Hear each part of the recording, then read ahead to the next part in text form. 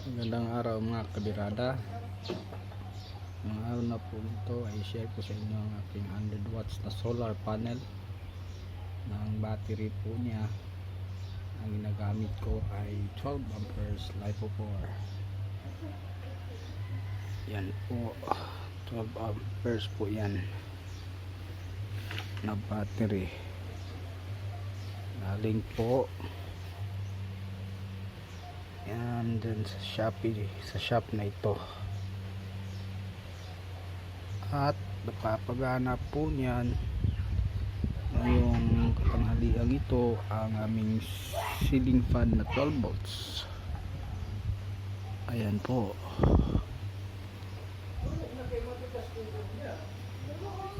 Yan. Yan po ang napapagana yan sa umaga kapag ganda ang sikat ng araw po. Yan po, puno po muna. Battery, nagbiblink na po ang ating solar charge controller. At saka nga po pala gumamit po ako ng car charger. Yan, para po nakapag-charge po kami ng mga gadgets namin, cellphone, tablet.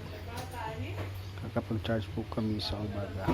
At sa gabi po, ito po ang nagagamit namin paggabi, napapailaw namin. Paggabi na po o di kay madaling araw, kasi nagluluto ako sa madaling araw, pinapailaw po namin itong 1.5 watts na 12 volts sa labas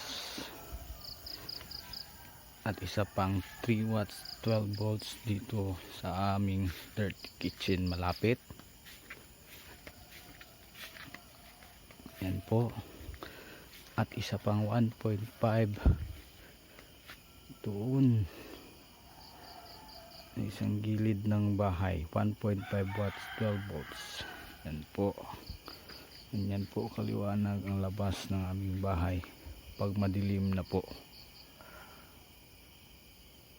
Kaya po ang ginagawa ko, pag ginagamit lang po, niilawan mga bumbilya. Pag natutulog na po kami, ay amin na po itong pinapatay para makasave naman po kami at makapailaw po kami sa madaling araw. Yan po mga kabirada ang pinapailawan ko po ng magdamag. Hindi na po yung 12 volts na bulb para matipid. 5 volts lang po yan na series lights.